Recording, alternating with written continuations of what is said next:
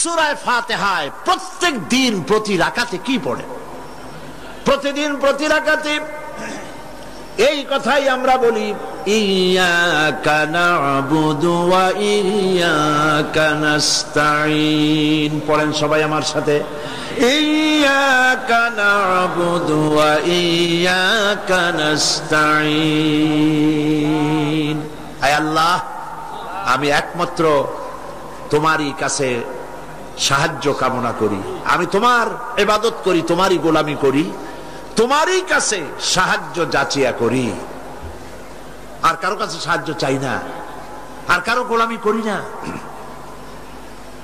মানুষের অবস্থা তো সবসময় একরকম থাকে না, অর্থনৈতিক বিপর্যয় হইতে পারে, টাকা পয়সা নাও থাকতে পারে, অশান্তি থাকতে পারে।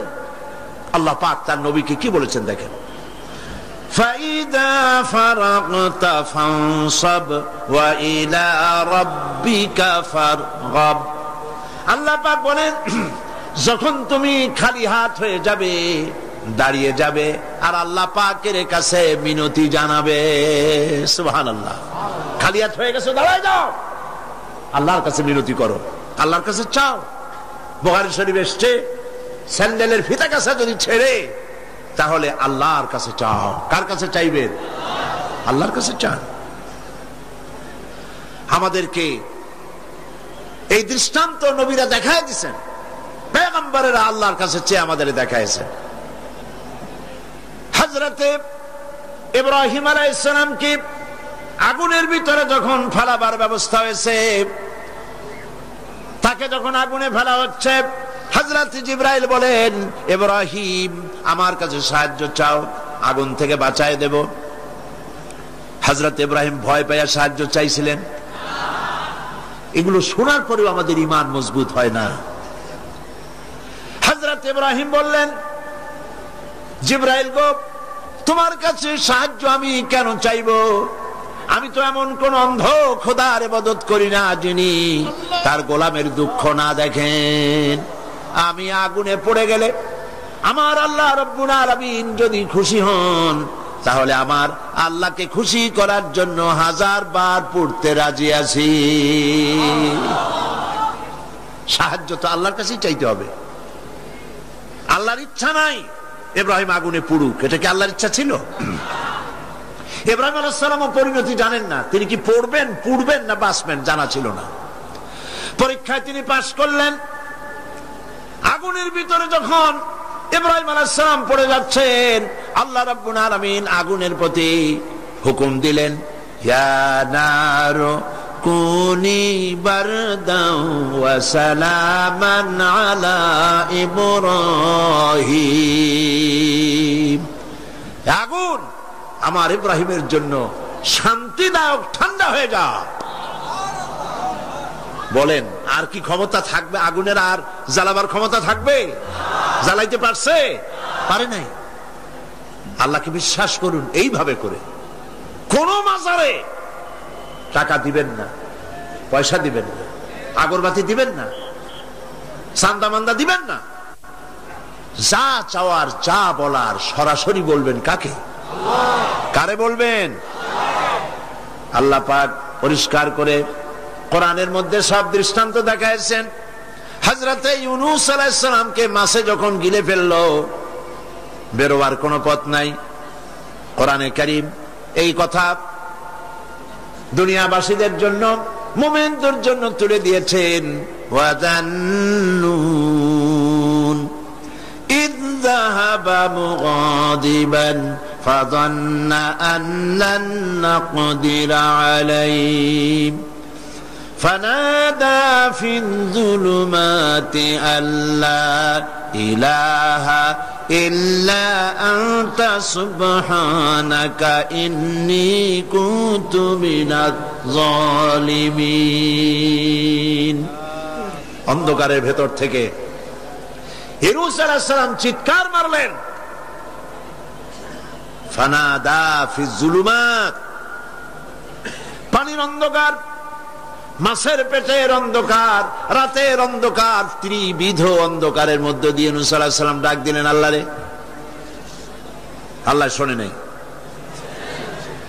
রব্বুল আলামিন বলেন ফাস্তাজাবনা লাহু ওয়া নাজ্জাইনাহু মিনাল গাম্মি ওয়া কাযালিকা নুজিল মুমিনিন।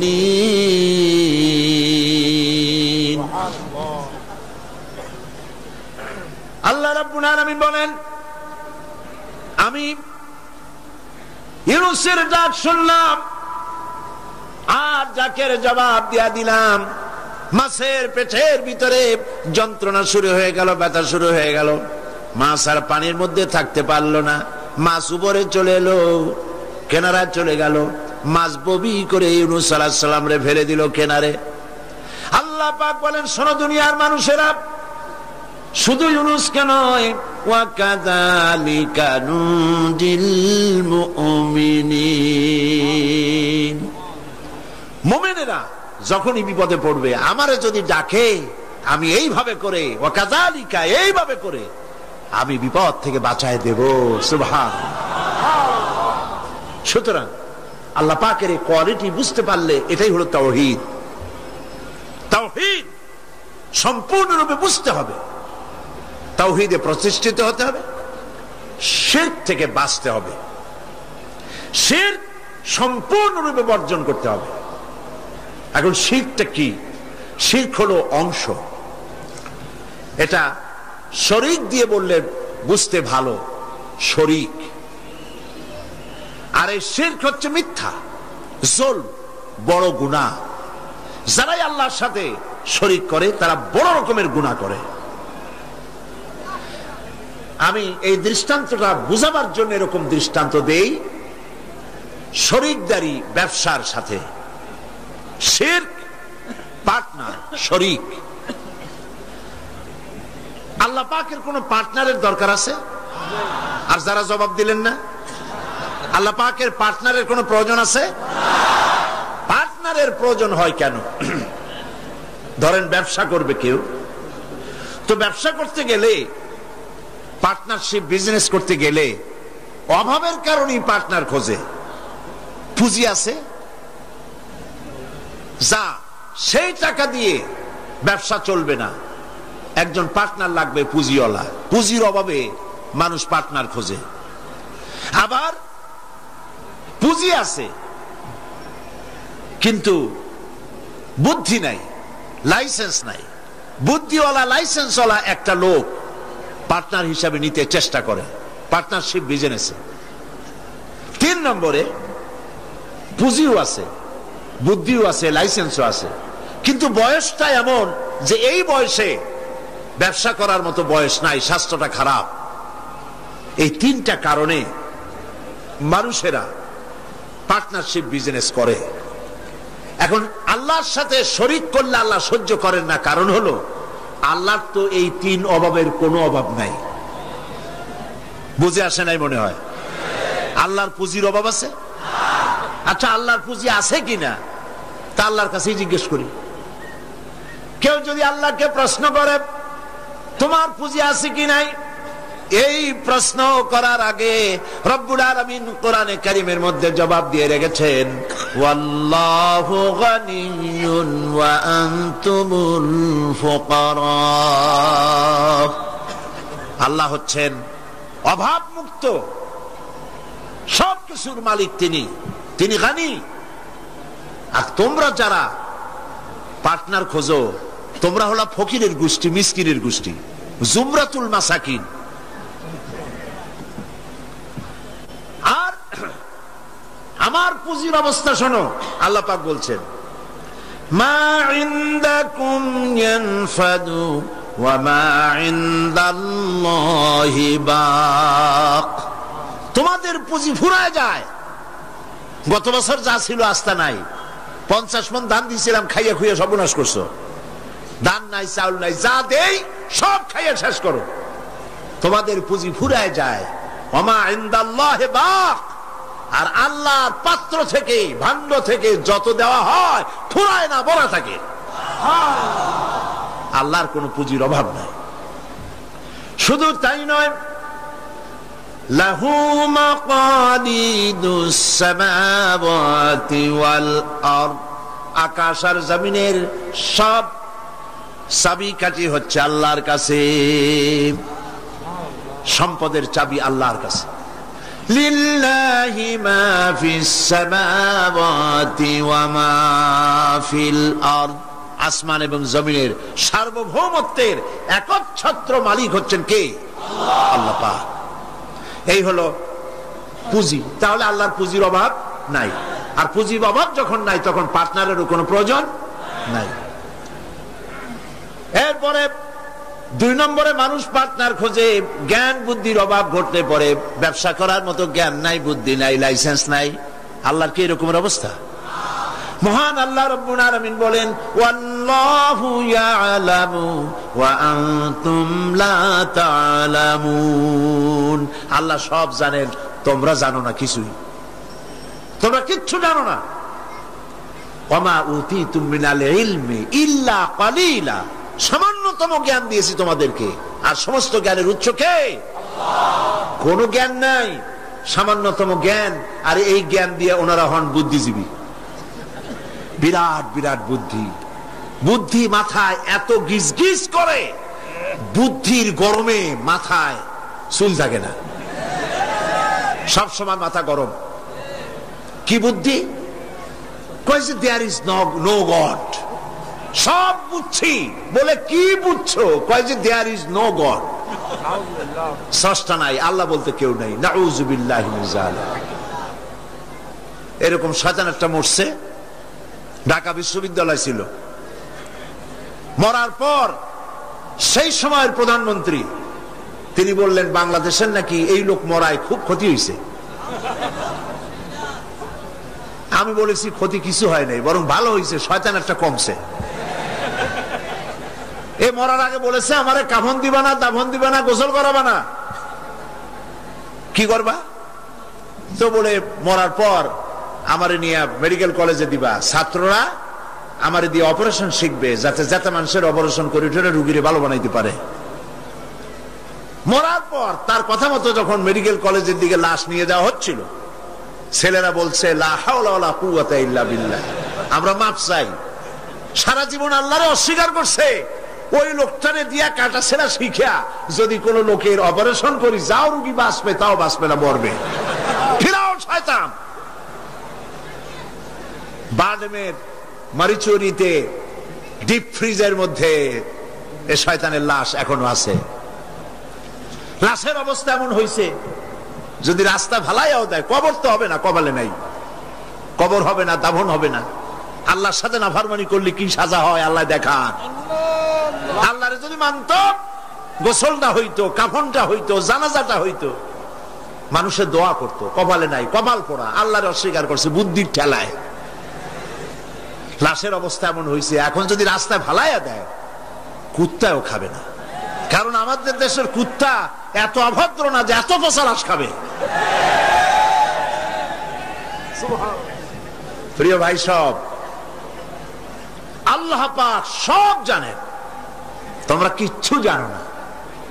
হ্যাঁ, তোমরা জানবা যদি কোরআনের কাছে আসতে পারো। আসল বুদ্ধি, আসল জ্ঞান কোরআনের ভিতরেই। সুবহানাল্লাহ। এরপরে তাহলে দেখা গেল 2 নম্বর পুঁজিও আল্লাহর আছে। আছে কিনা? পার্টনার দরকার আছে? পার্টনারের দরকার নেই। 3 নম্বরে শক্তির অভাব, সেজন্য পার্টনার খোঁজে। আল্লাহর শক্তির খুব অভাব নাকি? শক্তি টের পাইছেন কিনা? টের পাইছেন কিনা? বুঝে নিয়েন কি কইতে চাই। আল্লাহ রাব্বুল আলামিনের শক্তি কত প্রচন্ড। আমেরিকার বর্তমান শক্তি দেখেই বুঝতে চেষ্টা করেন না। উপর থেকে ভাষা ভাষা কোন জ্ঞান নিয়ে হঠাৎ করে কোন সিদ্ধান্ত নিতে যাবেন না। আমেরিকা এখন যেটা করতেছে, মনে করেন না যে আল্লাহ তারে সব ক্ষমতা দিয়েছে, দুনিয়ার মোড়লগিরি করবে, বাতববাড়ি করবে। ওয়ায়ামুদ্দুহুম ফি তুগয়ানিহিম ইয়ামাউন। আল্লাহ একটু ঢিল দিছে। দেখেন না, যারা বড়শি বায় নদীতে, মাছে যখন আদার গেলে ওরে কি বলে? বড়শিতে যেটা থাকে ওটারে কি কয়? সারি। আরে হুইল কি? যেটা খায় মাছে ওইটা কি? আদার অথবা সারি, আপনারা যাতে খুশি হন বলেন। ওইটা হ্যাঁ সেরা, ওইটা মাছে যখন খাইলো তখনই পাকা শিকারি দড়ি ধরে টান দেয় না, ছুটে যাইতে পারে, গেল ভালো করে। এরপরে জম্মের গেলার পর নারী বুড়িতে বেজায় যায়, তারপরে হুলে ধরে আর টান দিয়ে নিয়ে আসে। যত বড় রাঘব বাল হোক উপরে এসে হা করে পড়ে থাকে।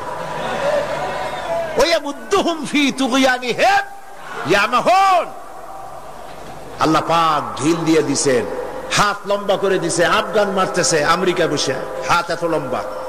আফগান মারতেছে, কাশ্মীর মারতেছে, প্যালেস্টাইন মারতেছে, সোমালিয়া মারতেছে। আল্লাহ পাক ঢিল দিয়ে দিয়েছে। এরপরে যখন আল্লাহ ধরবে, রাশিয়া এরকম শেষ ছিল না, জনমের সাথা শেষ ছিল কিনা? আল্লাহ টাইট করছে, করছে কিনা? সুবহানাল্লাহ। বিনা যুদ্ধে চিৎপটাং, কোন যুদ্ধ বুদ্ধ লাগে নাই। কেমনে কেমনে মরা লাশের গাও দিয়া গোস্ত যেমন খুশা খুশা পড়ে, সোভিয়েত ইউনিয়ন খুশিয়া খুশিয়া পয়সা শেষ। আছে অস্তিত্ব? আল্লাহ পাক যখন ধরবেন, ইন্না বাতশা রাব্বিকা লাশাদীদ, আল্লাহ পাক যখন ধরবেন তার পাকড় থেকে বাঁচাইতে পারে এমন ক্ষমতা আকাশেও কারো নাই, জমিনেও কারো নাই।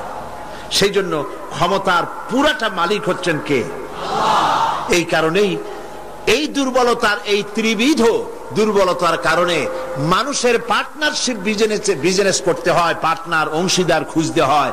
আল্লাহর কোনো পার্টনারের কোনো প্রয়োজন নাই, আল্লাহর কোনো পার্টনার প্রয়োজন নেই, দরকার নেই। শিরক, সর্বাবস্থায় শিরক থেকে বাঁচতে হবে। মানুষ, আমাদের দেশের মানুষেরা না বুঝে সবের নিয়তি শিরক করে বসে, নাউজুবিল্লাহ বলে, সবের নিয়তে শিরক করে। হযরতে বড় পীর আব্দুল কাদের জিলানী রাহমাতুল্লাহ আলাইহির নামে কত দুরূদ বানাইছে। ইয়া আব্দুল কাদের জিলানী শাইয়ান লিল্লাহ, নাউজুবিল্লাহ বলবেন না? নাউজুবিল্লাহ বলবেন না?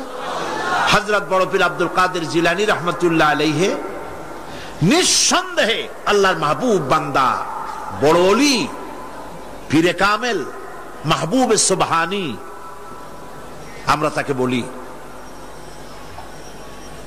কিন্তু ইয়া আব্দুল কাদের জিলানী শাইয়ান লিল্লাহ, হে আব্দুল কাদের জিলানী আপনি আমাদেরকে কিছু দেন, সাহায্য করেন। নাউযু বিল্লাহি মিন যালিক। যারা এই যত দুরূদ পড়ে তারা জাহিল, জাহিল, জাহিল। এই ধরনের দরুদ যারা শিক্ষা দেয় তারাও জাহিল।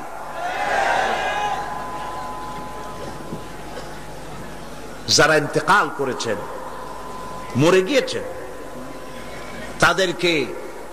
তাদের কাছে কিছুই চাওয়া যাবে না, চাইতে হবে কেবলমাত্র কার কাছে? কার কাছে? এই জন্য আল্লাহ রাব্বুল আলামিন কোরআনে কারীমের মধ্যে বলেছেন, লা তুশরিক বিল্লাহ ইন্নাশ শিরকা লাযুলমুন আযীম। কথাটা আসলে হযরত লোকমান হাকিমের। তিনি তার ছেলেকে বুঝাচ্ছেন, ছেলেকে যতগুলি নসিহত তিনি করেছেন। সূরা লোকমানের তাফসীর করছিলাম না কেন, মনে আছে আপনাদের? হযরতে লোকমান হাকিম ছেলেকে যেসব নসিহত করেছিলেন, এই সব নসিহত শুধু কিতাবে কোরআনে লিখে থাকার জন্য নয়, এই নসিহতগুলি আমরাও যেন আমল করি আর আমাদের সন্তানদেরকেও যেন আমল করাই। ছেলেকে বুঝাবেন, স্ত্রীকে বুঝাবেন। আল্লাহ পাক সাফ করে বলছেন, লা তুশরিক বিল্লাহ, আল্লাহর সাথে কাউকে শরীক স্থাপন করো না। ইন্নাশ শিরকা লাযুলমুন আযীম, প্রকৃতপক্ষে শিরক হচ্ছে বড় জুলম, অত্যাচার। এটা হলো জুলম। এ শব্দের ব্যাখ্যা হচ্ছে ওয়াজউল শাই ফি গায়রি মুহাল্লি, যে জিনিস যেখানে রাখা সেটা সেখানে না রেখে আরেক জায়গায় রাখার নামই হলো জুলম করা। টুপি তো মাথায় শোভা পায়, টুপি কোথায় রাখবেন? কিন্তু হাঁটুর উপরে যদি রাখেন তাহলে টুপির উপরে জুলুম করা হয়। টুপি মাথায় রাখবেন, টুপি দিয়া যদি বাজার করে আনেন তরি তরকারি, তাহলে টুপির উপরে কি করা হবে? জুলম করা হবে। নৌকা চলে পানি দিয়া, কিন্তু রাস্তার উপরে যদি টানায় রাখেন তাহলে নৌকার উপরে কি করা হইল? জুলুম করা হইল। সোজা কথা। চশমা নাকের উপরে রাখাবার জন্য, কিন্তু চশমা যদি মাথার উপরে ভালাইতেন তাহলে চশমার উপরে কি করা হইল? জুলুম করা হইল। যেই সব জিনিস, যে সব শক্তি আল্লাহ রাব্বুল আলামিনের, সেইগুলি মানুষের কাছে চাওয়া, অদৃশ্য কোনো কিছুর কাছে চাওয়া, এটাই হচ্ছে শিরক, এটাই হলো জুলম। এর অর্থ এই নয় যে মানুষের কাছে টাকা চাইলে সেটা শিরক হবে, মানুষের কাছে ধার চাইলে শিরক হবে, এর অর্থ কিন্তু এটা নয়। অদৃশ্য থেকে কোনো কিছু সাহায্য পাওয়ার আশায় চাওয়া আল্লাহ ছাড়া অন্যের কাছে, এটার নাম, কথা বুঝে আসছে কিনা? এই জন্য এগুলির সামনে নিজেরা মূর্তি বানানো, মূর্তির সামনে মাথা নত করা, পীরের মাজারে গিয়ে কিছু চাওয়া, এগুলি হচ্ছে শিরক। এগুলি আপনি কেন চান? আপনার দিলের ধারণা যারা চায় যেখানে গেলে কিছু পাওয়া যাবে। মনে রাখবেন, বহুত মাজার আছে যেই মাজারে কোনো মুদ্দারি নাই। সাইনবোর্ড একটা লাগাই দিয়েছে, সাইনবোর্ড একটা লাগানো আছে পয়সা আদায় করার জন্য। মাজারগুলি মানুষের ধর্মীয় অনুভূতিতে আঘাত লাগায়া, ধর্মীয় অনুভূতিতে স্পর্শকাতর কথা বলে তাদের কাছ থেকে পয়সা নেওয়া। আমি ঝিনাইদহ মাগুরা লাইনে একটা মাজার দেখেছি, সেখানে লেখা আছে সাইনবোর্ডে, ড্রাইভার ভাই মাজার বহুত গরম, আস্তে গাড়ি চালাইবেন। তার মানে মাজার বহুত গরম, আস্তে চালাইয়া পয়সা দিয়া মাজার ঠান্ডা করে যান। আমি বুঝি না মাজারে পয়সা লাগবে কেন? মসজিদের পাশে দান বাক্স থাকতে হবে, কারণ মসজিদগুলি এখনো গভর্নমেন্ট চালায় না। ইনশাআল্লাহ এমন গভর্নমেন্ট আসবে বাংলাদেশে যে গভর্নমেন্ট সরকারি খরচে সব মসজিদ চালাবে ইনশাআল্লাহ।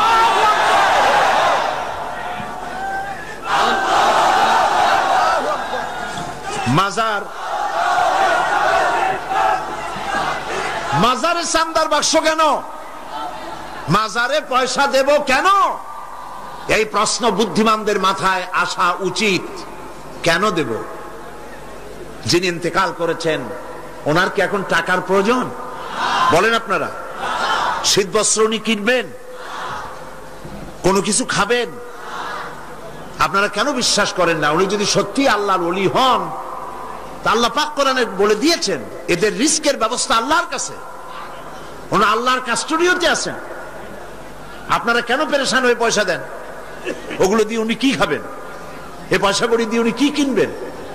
এই পয়সাগুলি মাজারের মুতাল্লি যারা আছে, কমিটিতে যারা আছে, অধিকাংশ পয়সাগুলি দিয়ে তারা ট্রান্সপোর্ট বিজনেস করে, এক্সপোর্ট ইম্পোর্ট বিজনেস করে, কোটি কোটি টাকার মালিক হয়েছে আপনাদের পয়সা দিয়া, আর আপনি শিরক করেছেন ওখানে পয়সা দিয়ে। তবে কোন মাজারকে কেন্দ্র করে যদি কোনো মসজিদ, কোনো এতিমখানা, কোন মাদ্রাসা যদি তৈরি হয়, মাদ্রাসায় দিবেন, এতিমখানায় দিবেন, মসজিদে দিবেন, অবশ্যই মাজারে এক পয়সাও দিবেন না। কে বলেছে আপনাকে মাজারে গম্বুজ উঠাইতে? কেন উঠাইছেন? কেন উঠাইছেন? কি জবাব দেবেন? মাজারে গম্বুজ কেন দিয়েছেন? কি জবাব দিবেন? কে বলেছে গম্বুজ তুলতে? পীর সাহেবদের কবরের মর্যাদা বেশি না সাহাবায়ে কেরামদের কবরের মর্যাদা বেশি? মদিনা যায় দেখতে পারেন না? সাইয়্যিদুশ শুহাদা হযরত হামজা রাদিয়াল্লাহু তাআলা আনহু, দুনিয়ার সব ওয়ালি আলেম ওলামা যদি এক জায়গায় হয়, হযরত হামজার একখানা হাতের সমান হবে? হবে? সেই মাজারে তো কোনো গম্বুজ নাই। হযরতে ইবনে মাসউদ রাদিয়াল্লাহু তাআলা আনহু, হযরত ইবনে আব্বাস রাদিয়াল্লাহু তাআলা আনহু, হযরত আবু সাঈদ খুদরি রাদিয়াল্লাহু তাআলা আনহু, হযরত উসমান রাদিয়াল্লাহু তাআলা আনহু, অন্তত 10,000 সাহাবীর মাজার তো জান্নাতুল বাকিতে রয়েছে। একটা গম্বুজ নাই, একটা চাদর নাই, একটা আগরবাতি নাই, একটা মোমবাতি নাই। আপনারা কেন এইসব করেন? কে কি বললো আপনারা কেন শুনবেন? জেহেন সাফ করে নেবেন। কোরআনে জানাই, হাদিসে জানাই, মানি না, মানব না। ঠিক কিনা বলেন? কোরআনে জানাই, হাদিসে জানাই। এই কথা বলার জন্য যদি হিন্দুস্তান থেকে কোনো পীর আসে, মানবো তার কথা? যদি পাকিস্তান থেকে কোনো পীর আসে, মানবো? যদি চীন থেকে, সৌদি আরব থেকে কোনো বুজুর্গ আসে, মানবো? সাফ কথা। তুমি পীর যে দেশের হও, তুমি আলেম যে দেশের হও, কোরআন হাদিসে জানাই মানি না, মানি না, মানি না। এটার নামই হলো ইসলাম। এটার নাম কি? এটার নাম আকীদা।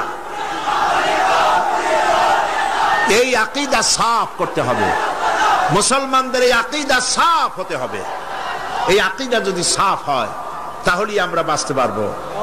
কথা বুঝতে পেরেছেন? কথা বুঝে আসছে? বলছিলাম বহুত মাজার আছে, মুদ্দান নাই। বহুত মাজার এমন আছে, মুদ্দান নাই। এক কিতাবে আসছে এরকম, একজন পীর সাহেব, তার বাড়িতে এক মাজার এবং বাড়িতে ওরস হয়। তার মুরিদও বাড়িতে একটা মাজার হইছে এবং সে ওরস করে। অন্যান্য মুরিদরা এসে পীর সাহেবকে বললো যে আপনার এই মাজারে, আপনার বাড়িতে আর কি লোক হয়, আর এই মাজারে আর কত লোক আসে? আপনার মুরিদের বাড়ি যায় দেখেন, ওরসে কত লোক আর কি পরিমাণ মানুষ পয়সা করি সেখানে দেয়, ওই মাজার গরম বেশি। পীর সাহেব চিন্তা করলো, ওই লোকটা তো আমার কাছে মুরিদ হইছে, ও মাজার পাইল কই? ওই মুরিদে রাতের বেলা ডাইকে নিয়ে কয়, বেটা সত্যি কথা বল, মাজার পাইছো কই? কয়, হুজুর মাজার টাজার কি, আপনার কাছে মুরিদ হইলাম, আপনি একটা গাধা দিলেন আমারে, ওই গাধা নিয়ে ব্যবসা বাণিজ্য করে কিছু পয়সা পাতি হয়েছিল, হঠাৎ করে গাধাটা মরে গেল, এখন আমি যাই কই? বহুত মুসিবতে পড়ে গেছি। শেষ পর্যন্ত ওই গাধা পাশে নিয়া বহুত চিন্তা করিয়া গাধারে কবর দিয়া, আপনি দিছেন সেই জন্য কবর দিয়া পাশে বসে কাঁদতেছিলাম চোখ বুঝা। হাটবার দিন ছিল, বাজারে যাওয়ার রাস্তা, চোখ বুঝে কাঁদতেছিলাম। সন্ধ্যার সময় চোখ খুলে দেখি আশেপাশে পান, সুপারি, মাছ, তরকারি, টাকা পয়সা। তার মানে লোকেরা যাচ্ছে, মাজার দেখে মনে করছে নতুন কোন পীরের মাজার বোধ হয়, তো যে যার কাছে যা ছিল একটু একটু করে দিয়ে গেছে, অনেক হয়েছে। তারপরে এসে ভিড় জমলো। এরপরে কি করব, বহুত চিন্তা ভাবনা করে একটা সাইনবোর্ড লাগাই দিলাম, হযরত গেদা শাহ রহমতুল্লাহ আলাইহির মাজার। পীর সাহেব বললেন, খারাপ হয় নাই, আমি যে তোমারে গাদাটা দিছিলাম ওইটার মায়ের কবর হলো আমার বাড়িতে। নাউজুবিল্লাহ বলে। এই জন্য হক্কানি পীরের মাজার যেগুলি, সেগুলি তো জিয়ারত করা যাবে অবশ্যই। হক্কানি পীরের মাজার যেগুলি আছে জানা মতে, যেমন শাহজালাল রহমতুল্লাহ আলাই, খান জাহান আলী রহমতুল্লাহ আলাই, শামানাত রহমতুল্লাহ আলাই, শাহ মখদুম রহমতুল্লাহ আলাই, বড় বড় আল্লাহর ওলিদের মাজার আছে, আছে না? জিয়ারতের উদ্দেশ্য নয়, ওইখানে আপনি গিয়েছেন, মাজার সামনে পড়েছে, আপনি দোয়া করেন। জিয়ারতের উদ্দেশ্য নিয়ে মসজিদে হারাম, মসজিদুর রাসূল, মসজিদে আকসা, এই তিন জায়গা ছাড়া জিয়ারতের নিয়ত নিয়ে কোন মাজারে যাওয়া যাবে না, যাবে না, রাসূলুল্লাহ নিষেধ করেছেন।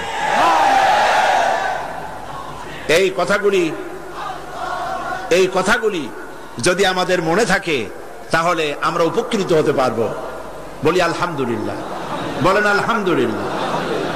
আপনি আমার আল্লাহ কি শুনতে পান না? বলেন পান কিনা? তিনি দেখতে পান, তিনি সব শুনতে পান, সব দেখতে পান। কাজী যা বলবেন আল্লাহকে বলেন।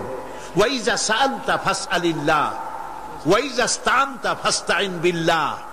যা চাইবেন আল্লাহর কাছে চান, যা বলবেন আল্লাহর কাছে বলেন। আল্লাহ পাক বলেছেন, আলাইসাল্লাহু বিকাফিন আবদা, আলাইসাল্লাহু বিকাফিন আবদা। আমি কি আমার বান্দার জন্য যথেষ্ট নই? আল্লাহ প্রশ্ন করছেন, আমি কি আমার বান্দার জন্য যথেষ্ট নই? আপনারা বলেন অবশ্যই যথেষ্ট, বলেন সবাই অবশ্যই যথেষ্ট। সুতরাং আল্লাহ পাক হচ্ছেন সর্বময় ক্ষমতার মালিক। আপনার আমার যা প্রয়োজন সব আল্লাহকে বলবো, রাজি আছি? এটাই হচ্ছে তাওহীদ এবং শিরক বর্জন। সর্বাবস্থায় শিরককে বর্জন করতে হবে। হযরতে মুআজ রাদিয়াল্লাহু তাআলা আনহু তিনি হাদিস বর্ণনা করেছেন, নবী করিম সাল্লাল্লাহু আলাইহি সাল্লাম বলেছেন, ইয়া মুআজ তিনবার ডাকলেন। হযরত মুআজ বললেন লাব্বাইক ওয়া সাদাইক। হুজুর বললেন মুআজ তুমি কি জানো বান্দার উপরে আল্লাহর হক কি, আবার আল্লাহর উপরে বান্দার হক কি? হযরতে মুআজ রাদিয়াল্লাহু তাআলা আনহু বলেন আমি জানি না, আল্লাহর নবী ভালো জানেন। নবী করিম সাল্লাল্লাহু আলাইহি সাল্লাম বললেন মুআজ শোনো, বান্দার উপরে আল্লাহর হক হচ্ছে এই, বান্দার উপরে আল্লাহর পাওনা, আল্লাহর দাবি, আল্লাহর হক হচ্ছে যে বান্দা আল্লাহর সাথে তার ইবাদতের মধ্যে কাউকে শরীক করবে না। আর আল্লাহর উপরে বান্দার হক হলো এই, আল্লাহর উপরে বান্দার পাওনা বা দাবি হলো এই যে বান্দা আল্লাহর ইবাদতে কাউকে শরীক স্থাপন করবে না। আল্লাহ রাব্বুল আলামিন তার জন্য জাহান্নামের আগুন হারাম করে দিবেন। শিরক সর্বাবস্থায় বর্জন করতে হবে। এবং এই জন্যে শিরক হচ্ছে একটা বোমার মতো। আপনারা জানেন যে বোমা, কোন জায়গায় যদি বোমা মারে কেউ, বিল্ডিং উড়ে যায়, জায়গা গর্ত হয়ে যায়।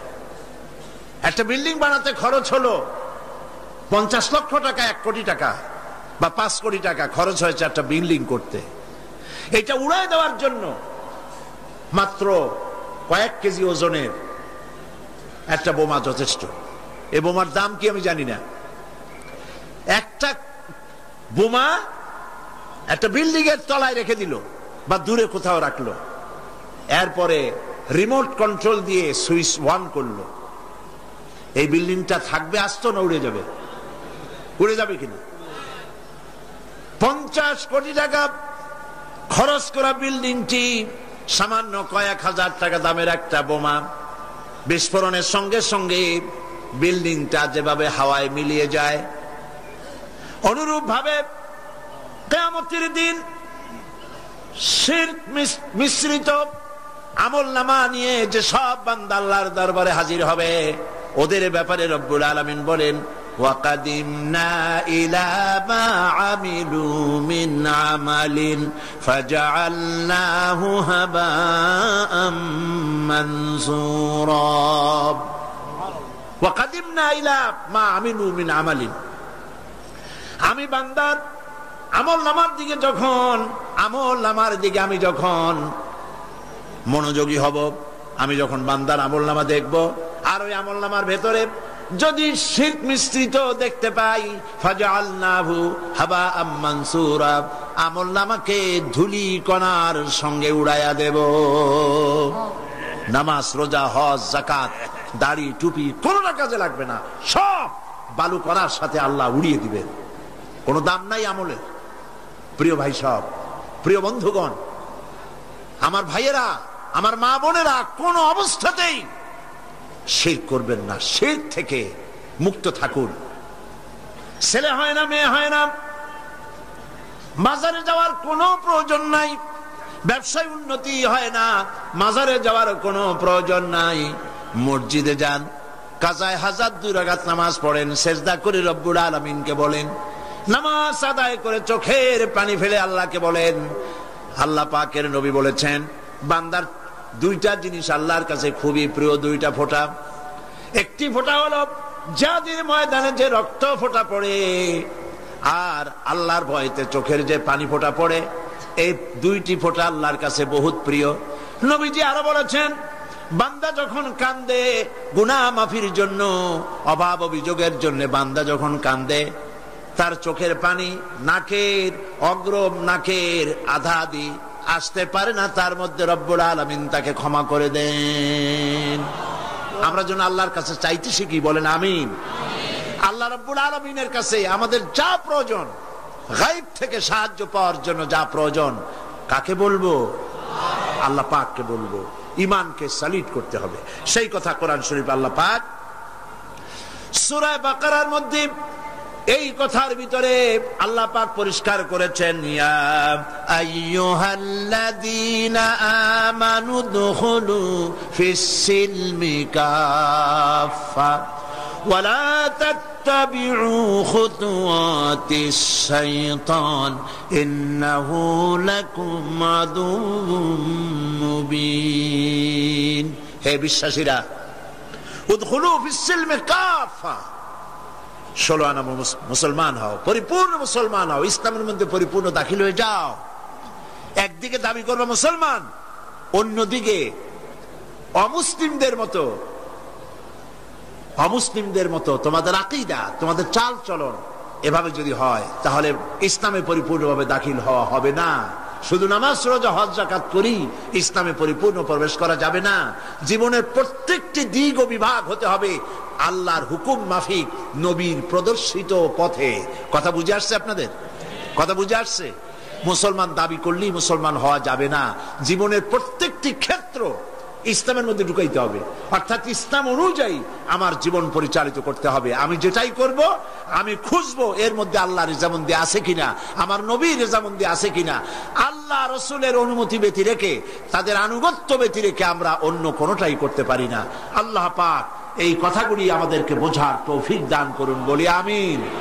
জোরে সরে পড়েন লা ইলাহা ইল্লাল্লাহ, লা ইলাহা, আরো জোরে লা ইলাহা ইল্লাল্লাহ, লা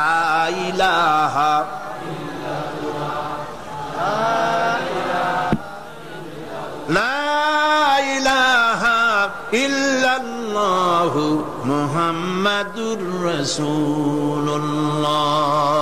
আমরা এখন মোনাজাত করব,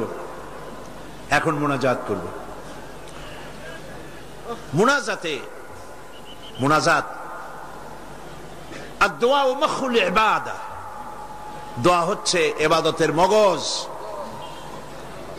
আল্লাহর কাছে আমরা আমাদের আরতি জানাবো, মোনাজাত করব, সেই দোয়ায় আমরা শামিল হব, আর বা জামাতে ঈশার নামাজ পড়বো। এত বড় জামাত এখন কি চট্টগ্রামের কোন মসজিদে পাওয়া যাবে? আর এটা কি সম্ভব এত বড় জামাত হওয়া? আমরা জামাতে নামাজ আদায় করব। আল্লাহ যেন তৌফিক দেন, বলেন আমিন। মুনাজাতের পর আজান হবে, বা জামাত নামাজ হবে, নামাজে আপনারা শরীক হবেন। আজকেও 2 জন অমুসলিম ইসলাম কবুল করার জন্য এসেছেন। তাদেরকে উৎসাহ দেন, তাদের জন্য দোয়া করেন, আল্লাহ পাক যেন তাদেরকে কবুল করেন, বলেন আমিন। আপনাদের ভিতর থেকে যারা দাঁড়ায়, আপনারা নিজেরা তাদেরকে বসায় দেন। একই আশ্চর্য কথা।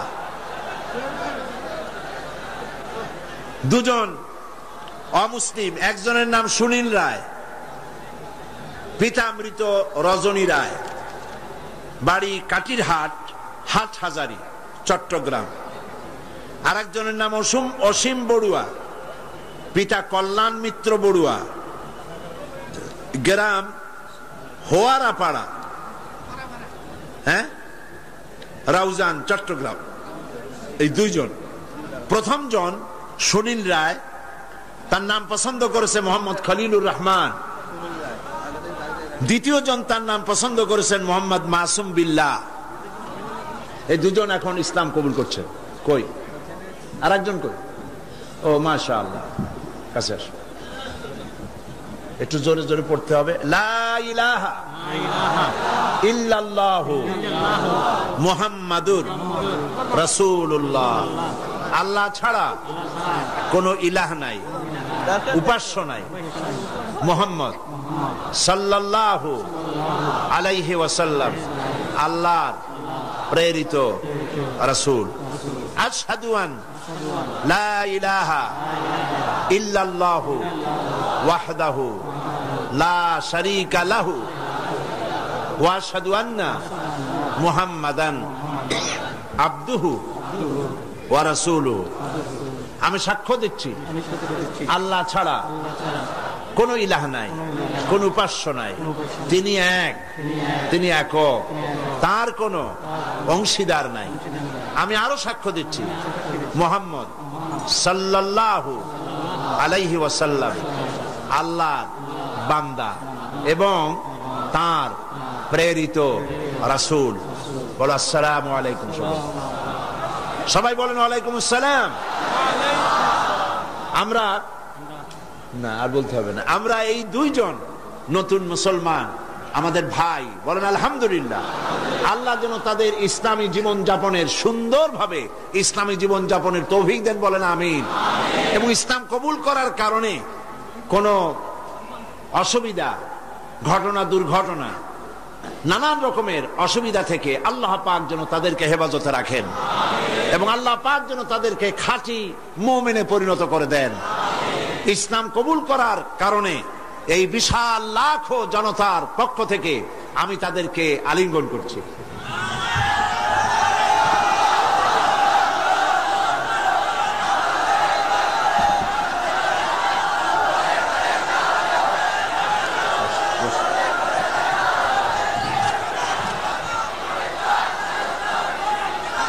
আজকে মুনাজাতের আগে মাত্র কয়েকটি কথা, তাহলে এই গতকালও আমি বলেছি, আজকেও বলছি, মুনাজাতের কথা বলার সময় কিছু লোক চলে যেতে চেষ্টা করেন, এটা ঠিক না।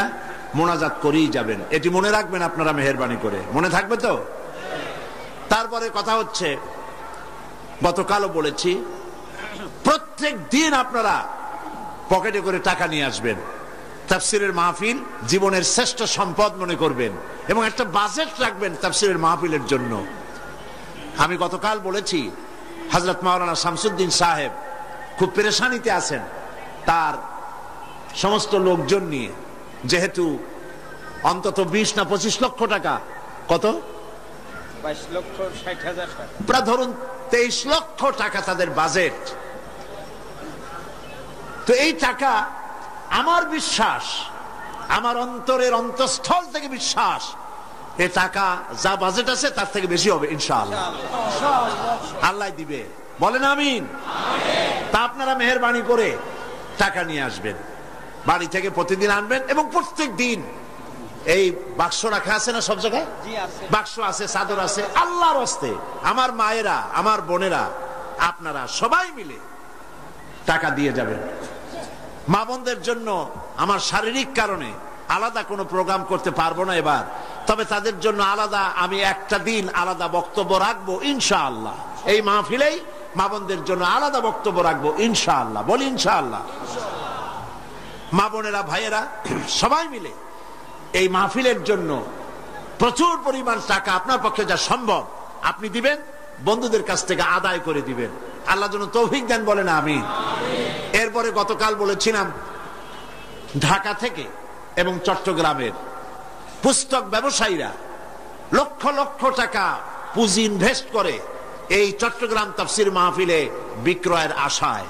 আর এই বইপত্রগুলি সব আপনাদের ঈমান বৃদ্ধির কাজে লাগবে, বলেন আমিন। বহুত বই আছে এখানে, বই অনেক। বৃহস্পতিবার সকাল 10টা থেকে শুধু মহিলাদের জন্য আমাদের বলবো। তো এই বইয়ের, ইসলামী বই মানুষকে ঠকায় না। নাস্তিকদের লেখা বই পড়লে ঈমান নষ্ট হয়, কিন্তু আলেমদের লেখা, ওলামাদের লেখা বই পড়লে ঈমান বৃদ্ধি পায়, বলেন আলহামদুলিল্লাহ। কারণ তারা কোরআন হাদিস দিয়েই বই লেখেন। কোরআন হাদিসের বই দিয়ে স্টলগুলি ভরা। আমি গতকালও বলেছি, এত বড় বই মেলা বাংলাদেশের কোথাও নাই। ইসলামী বইয়ের এত বড় মেলা বাংলাদেশে হয় না। আপনারা মেহেরবানি করে যাওয়ার সময় স্টলগুলিতে যাবেন এবং বইপত্র কিনবেন। ফাতিহাতুল কিতাব, সূরা ফাতিহা ছাড়া নামাজ হয় না। এই সূরায় এমন কি আছে যা না পড়লে নামাজ হবে না? সেই জন্য সূরা ফাতিহার তাফসীর আমি যেটা করেছিলাম এবং সম্পাদনা করেছি, লিখেছি, যারা সেবেছে তারা নাম রেখেছে তাফসীরে সাঈদী। সূরা ফাতিহার তাফসীর বাংলা ভাষায় সূরা ফাতিহার উপরে সর্ববৃহৎ কিতাব, 780 পৃষ্ঠার এই কিতাবখানা প্রত্যেক দোকানে পাওয়া যাবে। আপনি নিবেন, বন্ধুদেরকে নিতে বলবেন এবং মহিলাদেরকেও আপনারা নিয়ে দেওয়াবেন সূরা ফাতিহা বোঝার জন্য। আল্লাহ পাক সকলকে তৌফিক দিন এবং পুরা তাফসীরকে বোঝার জন্য। তাফহিমুল কোরআন ফি জিলাল